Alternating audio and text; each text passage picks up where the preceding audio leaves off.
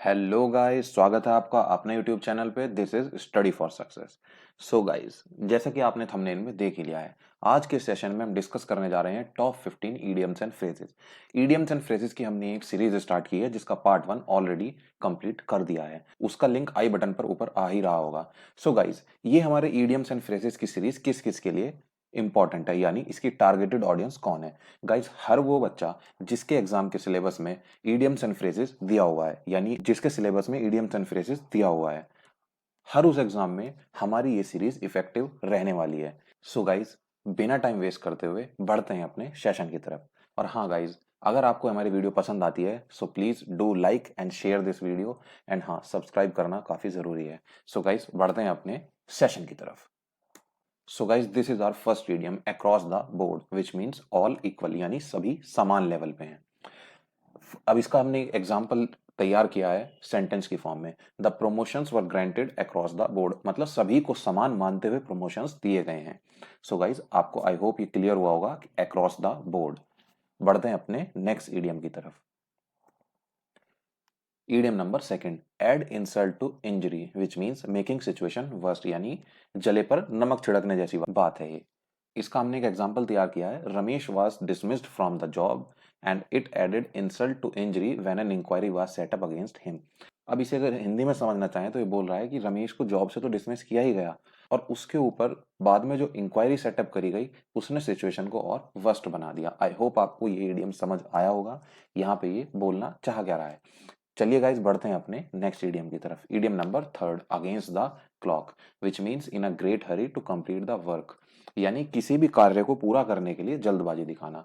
इसका हमने एक एग्जांपल भी तैयार किया है। Ramesh is working against the clock to complete the work, यानी रमेश किसी कार्य को पूरा करने के लिए काफी हरी वे में मेहनत कर रहा है। चलिए गाइस, बढ़ते हैं अपने नेक्स्ट ईडियम की तरफ। Idiom number 4।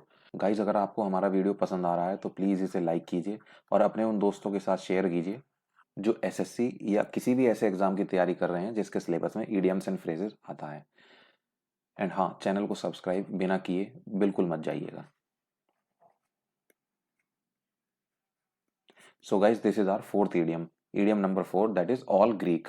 इसका मतलब होता है इनकॉम्प्रिहेंसिबल। अब किसी इंसान को अगर ग्रीक नहीं आती है और उसके सामने ग्रीक लिख दी जाए तो उसे तो कुछ समझ आएगा ही नहीं। बस यहीं से आपको ये पॉइंट पकड़ लेना। ऑल ग्रीक का मतलब होता है जिससे जब ऐसी सिचुएशन, ऑल ग्रीक का मतलब होता है ऐसी सिचुएशन जब कुछ समझ ना आए। अब इसका हमने काफी अच्छा सा एग्जांपल सेट किया है यहाँ पे। Politics is all Greek for the middle class, यानी मिडिल क्लास के लिए पॉलिटिक्स बिल्कुल ना आने वाली चीज है। गाइस, बढ़ते हैं अपने नेक्स्ट ईडियम की तरफ। Idiom number 5, after one's own heart, which means similar values, interest और समथिंग लाइक दैट। अब इसका एग्जांपल क्या है? In case of eating habit, Suresh is after my own heart. अब जो बंदा ये सेंटेंस बोल रहा है वो कह रहा है कि सुरेश ईटिंग हैबिट्स के मामले में उसके सामान है, जिसका हिंदी में मतलब होता है सामान। After one's own heart means similar, यानी सामान।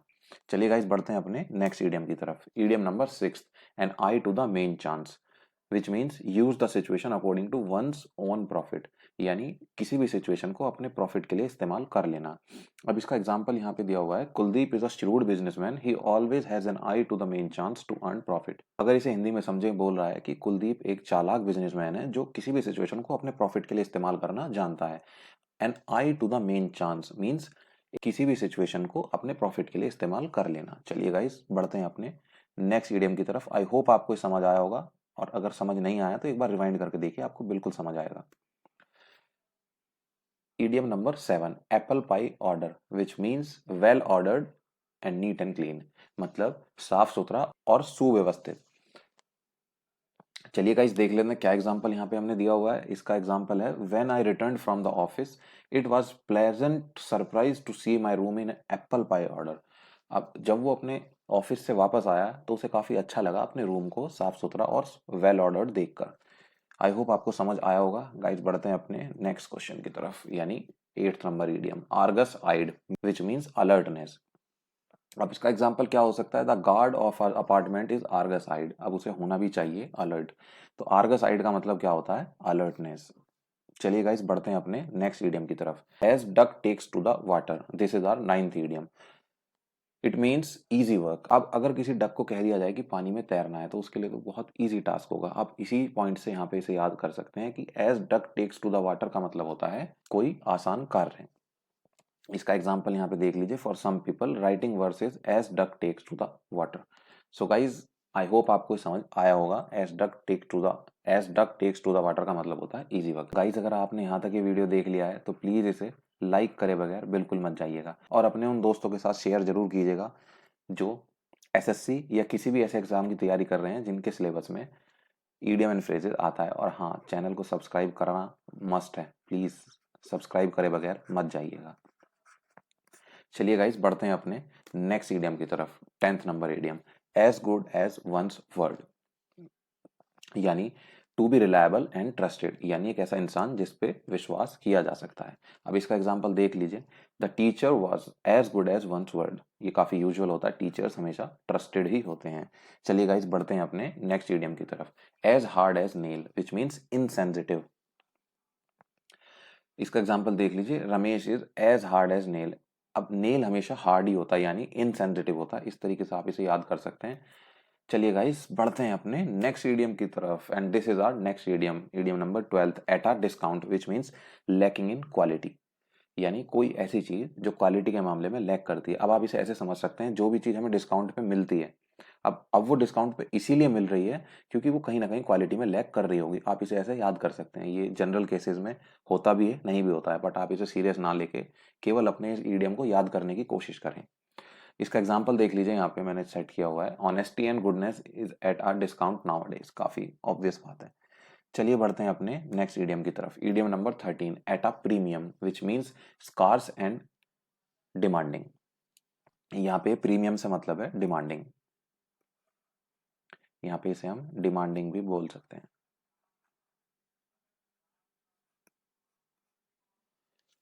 सो गाइज एग्जाम्पल देख लीजिए, tout sell the tickets at a premium. ये ब्लैक जो करते हैं ना, टिकट दलाल बोलते हैं जिन्हें हम, ये वही होते हैं कि जो चीज शॉर्टेज में होती है उसकी डिमांड ज्यादा होती है तो उसका ये ब्लैक करने लगते हैं। आई होप आपको समझ आ गया होगा। चलिए गाइज बढ़ते हैं अपने नेक्स्ट ईडियम की तरफ, idiom number 14, eight a loss, which means totally confused. अब कई बार क्या होता है, जब किसी इंसान को लॉस हो जाता है वो थोड़ी देर के लिए कंफ्यूज हो जाता है कि आगे क्या करे। आप इसे ऐसे याद कर सकते हैं। अब इसका एग्जाम्पल यहाँ पे ये दे रखा है मैंने, Kuldeep was at a loss during exam. अब कुलदीप को एग्जाम में समझ ही नहीं आया तो वो थोड़ी देर के लिए कंफ्यूज हो गया कि कौन सा पार्ट पहले अटेम्प्ट करे। इस तरीके से आप इसे समझ सकते हैं। एट अ लॉस मतलब टोटली कंफ्यूज्ड। चलिए बढ़ते हैं अपने last but not the least idiom की तरफ, 15, at cross purposes, which means having different aims. आपने कुछ लोग ऐसे देखे होंगे जो हमेशा एक दूसरे के अपोजिट ही रहते हैं। भले ही हम बात करें सोच की या फिर वर्क की, तो हमेशा एक दूसरे से अगेंस्ट ही रहते हैं। सो ये ईडियम हमारा उन्हीं लोगों को रिप्रेजेंट करता है, at cross purposes. At cross purposes मतलब having different aims. So guys आज की इस वीडियो में इतना ही रखते हैं। हमारे टॉप 15 की सीरीज ये चालू रहेगी आगे भी। और हाँ, इससे पहले भी हमने पार्ट 1 डाला था, ये पार्ट 2 है। पार्ट 1 का लिंक आपको आई बटन पे जरूर आ रहा होगा। गाइज अगर आपको हमारे एफर्ट पसंद आते हैं तो आप हमारी इस वीडियो को लाइक कर सकते हैं, और हाँ, शेयर जरूर करना अपने उन दोस्तों के साथ जो भी ईडियम या फ्रेजेस पढ़ना चाहते हैं। और अपने फैमिली के सभी फोन से हमारे इस चैनल को सब्सक्राइब जरूर करें। थोड़ा अटपटा लग सकता है, बट हाँ, ये एक चैनल को सपोर्ट करने का तरीका होता है। आप चाहें तो कर सकते हैं अगर आपको हमारे एफर्ट्स पसंद आते हैं तो। So guys on this note I am winding up this lesson. Stay blessed and stay happy. Thank you.